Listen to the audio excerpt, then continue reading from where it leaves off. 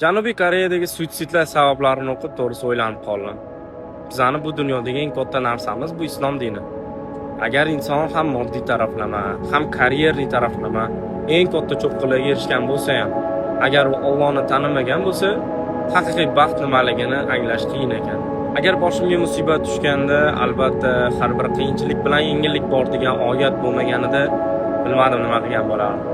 Agar o'zimni yolg'iz his qilganimda, biz unga bo'yin tomiridan ham yaqinroqmiz degan oyat bo'lmaganida-chi? Agar bu ish qo'limdan kelmaydi deb tushkunlikka tushganimda, Alloh hech bir jonga toqatidan ortiq vazifa yuklamaydi degan oyat bo'lmaganida nima qilgan bo'lardim?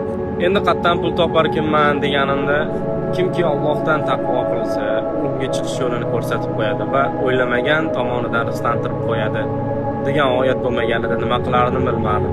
Va albatta nimaga unaqa bo'ldi degan savolga o'zimga o'zim